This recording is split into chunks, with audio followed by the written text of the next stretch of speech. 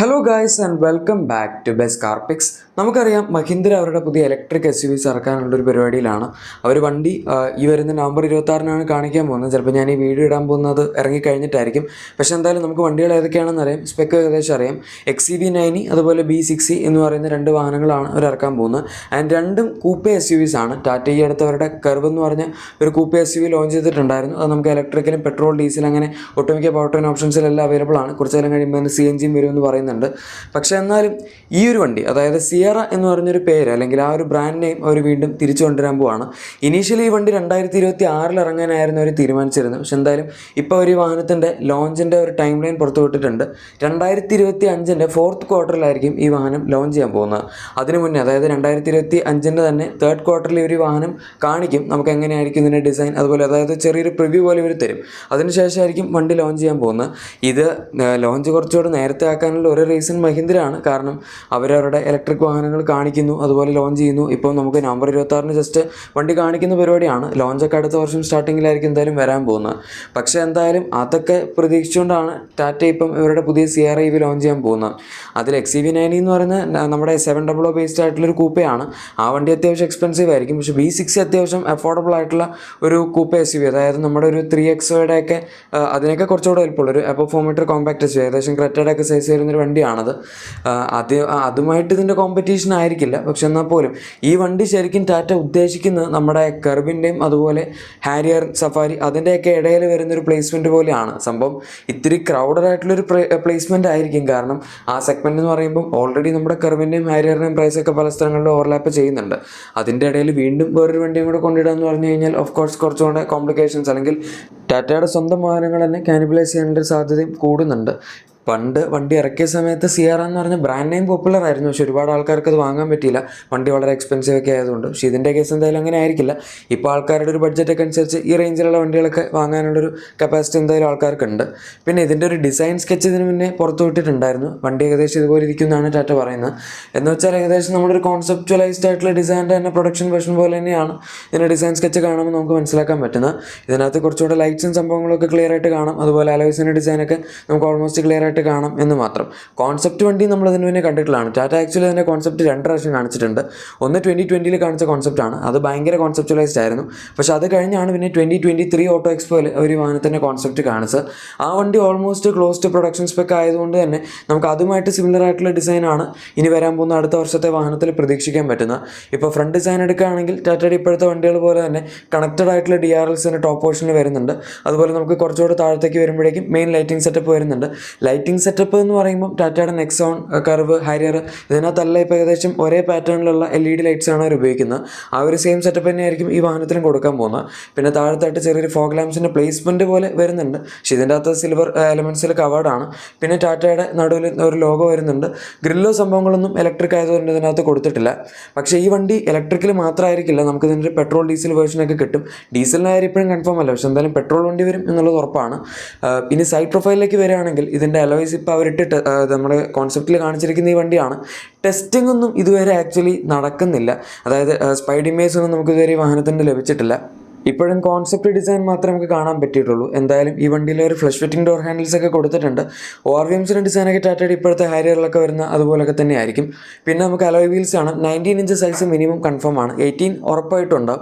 19 ഇപ്പോൾ ഒരു ഹാരിയറിൽ തന്നെ കൊടുക്കുന്നുണ്ട്. അപ്പോൾ ചിലപ്പോൾ ഈ വാഹനത്തിൽ നമുക്ക് 18 or 19 വരെയൊക്കെ മാക്സിമം അലോയ്സിൻ്റെ സൈസ് കിട്ടാനും ചാൻസ് ഉണ്ട്. പിന്നെ ഇതിൻ്റെ ഒരു ഡിസൈൻ പാറ്റേൺ നോക്കുകയാണെങ്കിൽ സിയറ ഒറിജിനലി വന്നത് ബാക്കിലൊരു വലിയ ഗ്ലാസ് റൂഫായിട്ടായിരുന്നു. ഈ വണ്ടി അതുപോലത്തെ ഒരു ഡിസൈൻ അവർ മിമിക്കാൻ ശ്രമിച്ചിട്ടുണ്ട്. പക്ഷേ ഇപ്പോഴത്തെ കാലത്ത് അതേ സെയിം ഡിസൈൻ കൊടുക്കുക എന്ന് പറഞ്ഞാൽ ക്രാഷ് സേഫ്റ്റിയും സംഭവങ്ങളൊക്കെ വരുന്നതുകൊണ്ട് അത് ഇത്തിരി ബുദ്ധിമുട്ടായിരിക്കും. പക്ഷേ എന്തായാലും ടോപ്പ് പോർഷൻ ആ ഒരു സ്ഥലത്ത് അവർ കറക്റ്റായിട്ട് ആ ഒരു ബ്ലാക്ക് എലമെൻ്റൊക്കെ വെച്ച് കവർ ചെയ്ത് നമുക്കങ്ങനെ ഫുള്ളൊരു ഗ്ലാസ് റൂഫ് പോലത്തെ ഫീലാണ് കൊടുക്കാൻ ശ്രമിച്ചിരിക്കുന്നത്. പിന്നെ പാനറോമിക് സൺറൂഫ് ഉറപ്പായിട്ടും ഉണ്ടാകും. ഈ ബ്ലാക്ക് കളർസാണ് നേരെ ഒന്ന് ജെല്ലായി പോകുന്നു നമ്മുടെ പാനറോമിക് സൺറൂഫായിട്ടായിരിക്കും. ബാക്കിൽ അത്യാവശ്യം നല്ല വലിയ സൈസുള്ളൊരു ക്വാർട്ടർ ഗ്ലാസ് അവർ കൊടുത്തിട്ടുണ്ട്. അതുകൊണ്ട് തന്നെ നമുക്ക് ബാക്കിലേക്ക് അത്യാവശ്യം നല്ല ലെങ്ത് ഉള്ള പോലെ തോന്നും ഈ വണ്ടിക്ക്. ഡയമെൻഷൻസ് വൈസ് ഇത് ഭയങ്കര വലിയൊരു വണ്ടിയൊന്നും ആയിരിക്കില്ല. ക്രെറ്റയുടെയൊക്കെ സൈസിനേക്കാൾ അല്ലെങ്കിൽ നമ്മുടെ കെർവിൻ്റെയൊക്കെ സൈസിനേക്കാൾ കുറച്ചും കൂടെ വലിപ്പം ഉണ്ടാവും എന്നേ ഉള്ളൂ. ഏകദേശം ഒരു 4.4 മീറ്റേഴ്സിനടുത്ത് ലെങ്ത് തന്നെ നമുക്ക് എക്സ്പെക്ട് ചെയ്യാം.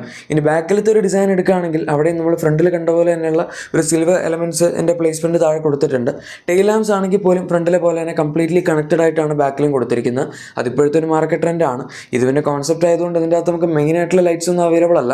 ശരിക്കുള്ള വണ്ടിയുടെ ലൈറ്റ്സ് ഇത്രയും സ്ലിം ആയിരിക്കുമോ എന്ന് പറയാൻ പറ്റില്ല. പക്ഷേ എന്തായാലും ഇതിൻ്റെ റിയർ ഡിസൈൻ വളരെ മിനിമൽ ആയിട്ടുള്ളൊരു ഡിസൈൻ ഫിലോസഫിയാണ് അവർ പിടിച്ചിരിക്കുന്നത്. ഒരുപാട് ലൈറ്റൊന്നും അവിടെ ഇവിടെ ആയിട്ട് കൊടുത്തിട്ടില്ല, ഭയങ്കരമായിട്ട് വലിച്ച് കിട്ടിയിട്ടൊന്നുമില്ല. ഒരൊറ്റ പാറ്റേൺ അതിൽ തന്നെ കണ്ടിന്യൂ ചെയ്ത് പോയിട്ടേ ഉള്ളൂ. വണ്ടി മൊത്തത്തിൽ നോക്കുകയാണെങ്കിൽ കോൺസെപ്റ്റൊക്കെ കാണാൻ അത്യാവശ്യം രസമുണ്ട്. നമുക്കങ്ങനെ കുറ്റം പറയാൻ പറ്റുന്ന രീതിയിലുള്ളൊരു ഡിസൈനൊന്നും അല്ല. ഈവൻ ഇൻറ്റീരിയേഴ്സ് ആണെങ്കിൽ പോലും ഇതിപ്പോൾ അവർ 2023 കാണിച്ച സമയത്ത് വളരെ മോഡേൺ ആയിരുന്നു. ഇപ്പോൾ പക്ഷേ ടാറ്റയുടെ ഒട്ടുമിക്ക വാഹനങ്ങളും ഏകദേശം ഇതുപോലത്തെ ഫീച്ചേഴ്സൊക്കെ നമുക്ക് കിട്ടുന്നുണ്ട്. പക്ഷെ എന്നാൽ പോലും ഈ ഒരു ഡിസൈൻ പാറ്റേൺ അവരുടെ വേറെ വാഹനങ്ങളൊന്നും അവൈലബിൾ അല്ല. ഇത് നോക്കുകയാണെങ്കിൽ നമുക്ക് ടോപ്പ് പോർഷൻ ബ്ലാക്ക് ആണ്, പക്ഷെ അതിത്തിരി അങ്ങോട്ട് ഇറങ്ങിയിട്ടാണ് നിൽക്കുന്നത്. അതിൻ്റെ താഴത്തേക്ക് വൈറ്റ് ഫിനിഷ് അല്ലെങ്കിൽ ഒരു ബേജ് പോലത്തെ, ബേജ് എന്ന് പറയാൻ പറ്റില്ല, ആക്ച്വലി വൈറ്റ് തന്നെയാണ്. ആ ഒരു ഇൻറ്റീരിയർ പാറ്റേൺ വന്നിട്ടുണ്ട്. പക്ഷെ അതിത്തിരി ഇങ്ങോട്ടേക്ക് കയറി നിൽക്കുന്ന രീതിയിൽ, അതായത് സാധാരണ വണ്ടികൾ കാണുന്ന പോലെ കംപ്ലീറ്റ് ആയിട്ട് ഇങ്ങനെ കേർവ് ആയിട്ട് വരാതെ ഒരു ഇത്തിരി കൂടി ഇങ്ങോട്ടേക്ക് എക്സ്റ്റെൻഡ് ചെയ്ത് നിൽക്കുന്ന രീതിയിൽ വന്നിട്ട് പിന്നെ അങ്ങോട്ട് ചെരിഞ്ഞു പോവുകയാണ് ഇതിൻ്റെ ഒരു നമ്മുടെ വൈറ്റ് പോർഷൻ ചെയ്യുന്നത്.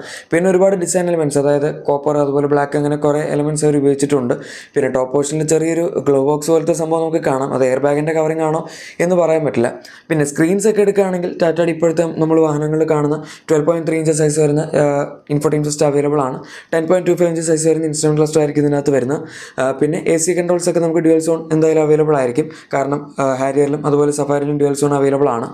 പിന്നെ ഗിയർ ഷിഫ്റ്റ് നോബൊക്കെ നമ്മൾ ഈ അടുത്ത് വന്ന ടാറ്റയുടെ വാഹനങ്ങൾ കണ്ടിരിക്കുന്ന സെയിം ഡിസൈനാണ്. ഈവൻ സ്റ്റിയറിംഗ് വീലാണെങ്കിലും 1.5 വർഷം മുന്നേ ഒരു വണ്ടി കാണിക്കുന്ന സമയത്ത് പുതിയതായിരുന്നുവെങ്കിലും ഇപ്പോൾ ടാറ്റ അവരുടെ ഹൈരിയറിലും അതുപോലെ സഫാരിയിലും പിന്നെ നമ്മുടെ കെർവിലൊക്കെ ഈ ഒരു സെയിം സ്റ്റിയറിംഗ് തന്നെയാണ് കൊടുക്കുന്നത്. ഇലക്ട്രിക് വണ്ടികളിലാണ് അവർ ഡ്യുവൽ ടോൺ സ്റ്റിയറിംഗ് കൊടുക്കുന്നത്. മറ്റേൻ്റെ അകത്തും ഒന്നെങ്കിൽ നമുക്ക് ഓൾ ബ്ലാക്ക് ആയിരിക്കും കിട്ടുന്നത്, അല്ലെങ്കിൽ അതിൻ്റെ അകത്ത് ഇപ്പോൾ കെർവിലൊക്കെ ആണെങ്കിൽ ഒരു ബ്രൗൺ ഫിനിഷൊക്കെ കൊടുത്തിട്ടുണ്ട്. നെക്സോണിൽ ഒരു വയലറ്റ് ഫിനിഷൊക്കെ അതിൻ്റെ അകത്ത് കൊടുത്തിട്ടുണ്ട്. എന്തായാലും കാണാൻ അത്യാവശ്യം രസമുള്ളൊരു 4 സ്പോക്ക് സ്റ്റിയറിംഗ് ആണ്. പക്ഷേ ഗ്ലോസി ബ്ലാക്ക് പാനൽ ആയതുകൊണ്ട് പെട്ടെന്ന് സ്ക്രാച്ച് വീഴും. അതുപോലെ നമ്മുടെ ഫിംഗർ പ്രിൻറ്റിൻ്റെ സ്പഞ്ചസ് അതിൻ്റെ അകത്ത് പെട്ടെന്നാവും.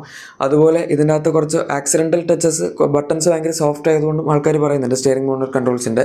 ഇനി ഇതിൻ്റെ താഴത്തെ പോർഷനിലേക്ക് വരികയാണെങ്കിൽ നമുക്ക് സാധാരണ ഇലക്ട്രിക് വണ്ടികളിലൊക്കെ ടോപ്പ് പോർഷൻ ഇങ്ങനെ സെൻറ്റർ കൺസോളായിട്ട് നിൽക്കും. അതിൻ്റെ താഴത്തെ ഒരു സ്റ്റോറേജ് കമ്പാർട്ട്മെൻറ്റ് ഉണ്ടാവും. ഈ വാഹനത്തിൽ നമുക്ക് അങ്ങനെ ഒരു സ്റ്റോറേജ് കമ്പാർട്ട്മെൻറ്റ് ഇതിൻ്റെ കോൺസെപ്റ്റ് മോഡലിൽ കാണാൻ പറ്റിയിട്ടുണ്ടായിരുന്നു. അവിടെ ഒരു ചാർജിങ് പോയിൻറ്റ്, പിന്നെ ചിലപ്പോൾ അവിടെ വയർലെസ് ചാർജിങ് പോർട്ടൊക്കെ വരാം. അങ്ങനത്തെ ഒരു ഓപ്ഷൻ ഉണ്ടായിരുന്നു. എന്തായാലും നമുക്ക് നോക്കാം. റിയൽ ലൈഫ് വണ്ടി വരുമ്പോഴേക്കും ഈ ഒരു സെയിം ഡിസൈൻ തന്നെയാണ് അവർ ഫോളോ ചെയ്യാൻ പോകുന്നതെന്ന്. ടാറ്റയുടെ പുതിയ ഡിസൈൻ, അതായത് സ്കെയിൽ ബോഡി വി ആർക്കിടെക്ചറിൽ തന്നെയായിരിക്കും ഈ വണ്ടിയും വരുന്നത്. Gen 3 ആർക്കിടെക്ചർ അല്ല, ഇത് Gen 2 തന്നെ വരുന്ന വണ്ടിയാണ്. ഈ വണ്ടി ഒരു പരിധി വരെയൊക്കെ പ്രൊഡക്ഷൻ റെഡി ആയിരുന്നെങ്കിലും സീറ്റിൻ്റെ കേസൊന്നും നിങ്ങൾ നോക്കണ്ട. അതെന്തായാലും നമുക്ക് ഇങ്ങനെയൊന്നും കിട്ടില്ല. ഇതിപ്പോൾ ഭയങ്കര സോഫ പോലത്തെ സീറ്റാണ്. ടാറ്റ ഇതിൻ്റെ back seat comfort maximum focus ചെയ്യുന്നുണ്ട് എന്ന് പറഞ്ഞിട്ടുണ്ടെങ്കിൽ പോലും ഇത്രയും ബാക്കിലേക്ക് സീറ്റ് പുഷ് ചെയ്ത് കഴിഞ്ഞാൽ നമുക്ക് ബാക്കിൽ ബൂട്ട് സ്പേസ് ഒന്നും കിട്ടില്ല. അതുകൊണ്ട് ഇങ്ങനത്തെ ഒരു സീറ്റിംഗ് എന്തായാലും നമുക്ക് കിട്ടില്ല. ഇത്തിരി കൊണ്ട് ഫ്രണ്ടിലേക്കായിരിക്കും. പക്ഷേ സീറ്റ്സിൻ്റെ ഡിസൈനൊക്കെ അവർ കുറച്ചുകൂടെ കംഫർട്ടബിൾ ആക്കാൻ ചാൻസ് ഉണ്ട്. അതുപോലെ കോൺസെപ്റ്റ് വാഹനത്തിൽ അവർ ബാക്കിൽ ഒരു ചെടിയൊക്കെ വെച്ചിട്ടുണ്ടായിരുന്നു. അത് ഒറിജിനൽ ചെടിയാണ്, പ്ലാസ്റ്റിക് അല്ല. വണ്ടി ഇറക്കുന്ന സമയത്ത് ഇങ്ങനെ എന്തെങ്കിലുമൊക്കെ സസ്റ്റൈനബിൾ ആയിട്ടുള്ള സാധനങ്ങൾ അവർ വണ്ടിക്കകത്ത് കൊടുക്കുമെന്ന് പറയുന്നുണ്ട്. പക്ഷേ വണ്ടിക്കകത്ത് ചെടി വെച്ചതുകൊണ്ട് എന്ത് സസ്റ്റൈനബിലിറ്റിയാണ് അവർ ഉദ്ദേശിക്കുന്നത് എനിക്ക് മനസ്സിലായില്ല. ചെടി നടുക എന്ന് പറയുമ്പോൾ അത് ഭൂമിയിൽ തന്നെ നടുന്നതാണല്ലോ അതിൻ്റെ ഒരു ഇത്. എനിവേ നമുക്ക് നോക്കാം, അവരെന്തെങ്കിലും യൂണീക്കായിട്ട് ചിലപ്പോൾ ചെയ്യുമായിരിക്കും. ഇനി അതല്ലാതെ ഇതിന് ടെക്നിക്കൽ ആസ്പെക്ട്സ് എടുക്കുകയാണെങ്കിൽ ബാറ്ററിയുടെ സൈസ് എത്രയായിരിക്കും എന്നുള്ള കാര്യങ്ങളൊന്നും നമുക്കിപ്പോഴും അറിയില്ല. മോട്ടറിൻ്റെ സ്പെസിഫിക്കേഷൻസോ അത്തരത്തിലുള്ള ഒരു കാര്യങ്ങളും ടാറ്റ ഇതുവരെ പുറത്തു വിട്ടിട്ടില്ല. വണ്ടി ഇറങ്ങാൻ ഇനി 1 വർഷം സമയമുണ്ടല്ലോ, വൈകാതെ നമുക്ക് എന്തായാലും അതൊക്കെ അറിയാൻ പറ്റും. പക്ഷേ മഹീന്ദ്ര അവരുടെ വണ്ടികൾ ഇറക്കാൻ പോകുന്നത് 59-79 kWh ബാറ്ററി പാക്കൊക്കെ വെച്ചിട്ടാണ്. അപ്പോൾ അതുമായിട്ട് ക്ലോസ് ആയിട്ടുള്ള എന്തെങ്കിലും ഒരു കൺഫിഗറേഷൻ കൊടുത്തില്ലെങ്കിൽ ടാറ്റയ്ക്ക് പിടിച്ചു നിൽക്കാൻ ബുദ്ധിമുട്ടായിരിക്കും. അതവർ കൊടുക്കുമായിരിക്കും, കാരണം എല്ലാ വണ്ടികളും പുതിയ പുതിയ ബാറ്ററി പാക്ക് ഓപ്ഷൻസ് ഇൻട്രൊഡ്യൂസ് ചെയ്യുന്ന കമ്പനിയാണ് ടാറ്റ. അപ്പോൾ പിന്നെ ഈ വണ്ടിയുടെ കേസിൽ അങ്ങനെ ആവാതിരിക്കാനുള്ള സാധ്യതയില്ലല്ലോ. പിന്നെ ഈവൻ പെട്രോൾ എഞ്ചിൻ്റെ കേസ് എടുക്കുകയാണെങ്കിൽ പോലും ഈ വണ്ടിയിൽ ഇവരുടെ പുതിയ 1.5 ലിറ്റർ TGDI എഞ്ചിനായിരിക്കും വരുന്നത്. 1.2 TGDI ഉണ്ടാവാൻ ചാൻസ് കുറവാണ്. ഇനീഷ്യലി ഈ 1.5 TGDI കർവിൽ ഡെബ്യൂ എന്നായിരുന്നു പറഞ്ഞിരുന്നത്, പക്ഷേ കർവിൽ വന്നില്ല. ഇനിയിപ്പോൾ ഈ വണ്ടി മാത്രമേ ഉള്ളൂ വരാൻ. സഫാരിക്കും ഹാരിയറിനും വേണ്ടിയാണ് ഒറിജിനൽ ഇത് ഡെവലപ്പ് ചെയ്തത്. പക്ഷേ എന്തായാലും സിയറയിൽ നമുക്ക് എക്സ്പെക്ട് ചെയ്യാം. ഡീസൽ വരികയാണെങ്കിൽ എന്തായാലും 1.5 ഡീസൽ തന്നെ ആയിരിക്കും. 2 ലിറ്റർ ഡീസലിലേക്ക് അവർ ഈ ഒരു സെഗ്മെന്റിൽ പോകാൻ ചാൻസ് ഇല്ല. ഗൈസ്, ഇപ്പോൾ ഇതാണ് ടാറ്റയുടെ പുതിയ സിയറയുടെ വീഡിയോ. ഇഷ്ടപ്പെട്ടെങ്കിൽ ഉറപ്പായും ലൈക്കും സബ്സ്ക്രൈബും ഷെയറും ഒക്കെ ചെയ്തേക്കാം. നമുക്ക് മറ്റൊരു വീഡിയോയിൽ കാണാം. Thank you for watching my video and good bye.